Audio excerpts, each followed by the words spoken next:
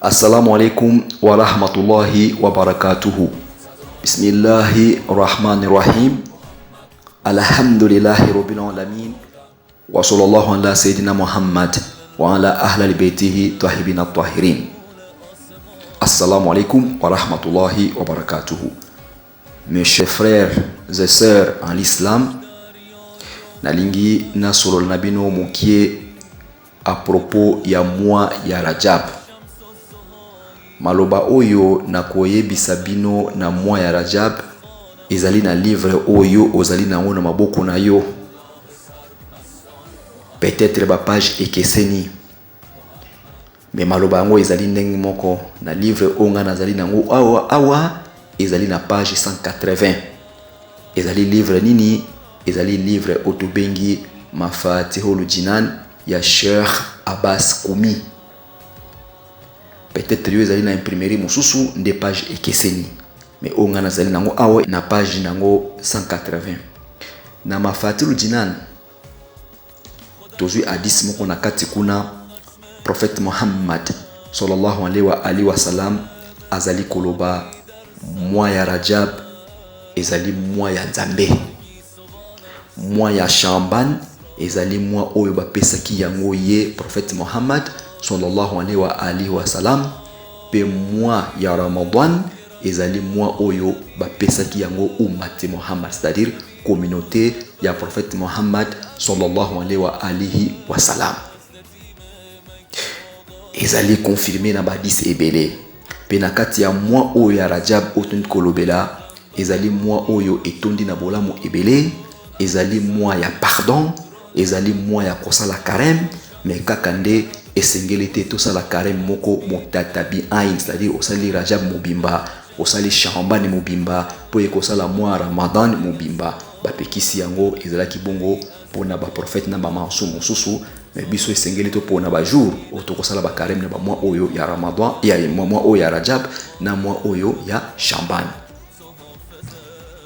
Tokola na ba réseaux sociaux, WhatsApp, Facebook, tokomona ba intervenant ba koleka ebele na mois oyo ya Rajab, tokozwa matea ebele concernant bolamu oyo ezwami na kati ya mois oyo ya Rajab.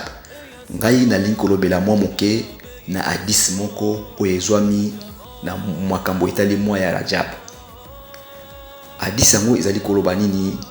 Ke na mois ya Rajab basengi biso toluka kimia na moto nyonso, ezala moto ngo azali kafir, ezala azali mushrikin, ezala azali juif non musulman, esengeli koluka kimia na batu nyonso wana. Soki basengi yo oluka kimia na batu nyonso wana, alors combien de fois ekozala pona ndeko na o musulman, chiite to sunnite? Combien de fois ekozala pona ndeko na yo oyo bozoi na kata ndako, mwasi na yo, bana na yo, ba parents na yo, bandeko na yo? Combien de fois ekozala mapona ba voisin na yo ozali na bango aux alentours na yo, okoluka bango kimia ndenge nini? Pona nini? Philosophie nini Nzambe a utilisé esika wana pona koluka kimia même na bakufaru na kati ya mois ya Rajab? Avant tout lobela hikma o ba lobeli place wana, ou bien philosophie o ba utiliser pona wana, na kopesa bino exemple moko oyo ekoko moment moke na sujet na biso pe ekokota moke na sujet na biso. Tozali na swifati moko ya Nzambe ou bien attribut moko ya Nzambe oto bengi qadr. Na kati ya qadr tokubimisa kudrat, force ya Nzambe. Moto soki ayibi abukinda kwa batu na force ya Nzambe. Force wana iblis te mutapesa yango. Ayibi na force ya Nzambe. Moto soki abeti mutu na force ya Nzambe. Moto azalaki na innocent, abetika na force ya Nzambe. Ata moto azalaki innocent te, obetika na force ya Nzambe. Non pas force oya yo moko ou force o iblis apesa ki yo, non, force ya Nzambe. Tango déplacer na ndako na yo okei kotonga moto quelque part, déplacement ozali kosala osali yango na force ya Nzambe. Force na yo te. C'est-à-dire makambo nyonso mabe na makambo nyonso malamu o moto azali kosala yango na force ya Nzambe. Sikoyo, pourquoi Nzambe akota batu mususu enfer, akota batu mususu paradis, soki batu bazali kosala makambo kaka na force oye moko Nzambe apesa ki batu wana? tokopesa réponse nini? Nzambe akopesa moto salaire mokola suka pona force oyo apesa ki ete. Akopesa pe moto etumbu pona force oyo apesa ki ete. Mais akopesa moto etumbu pona choix oyo moto asalaki oto biengo ikhtiar. Donc moto azali na ikhtiar, azali na choix ya kosala. Po Nzambe azala coupable te mokola suka atindi 124,000 prophètes ba kosala biso guidance na nzela ya malamu pona toyeba ndenge kosala choix.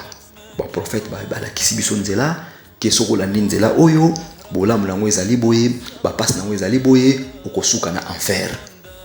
Soko landi nzela oyo bolamu nango ezali boye, ba passe nango ezali boye, okosuka na paradis. Et comme isko tour na yo osala choix na yo nde Nzambe akopesa yo salaire to etumbu. Donc moto nyonso azali doté na choix pe moto nyonso abapesi force oyo ya Nzambe. Sikoyo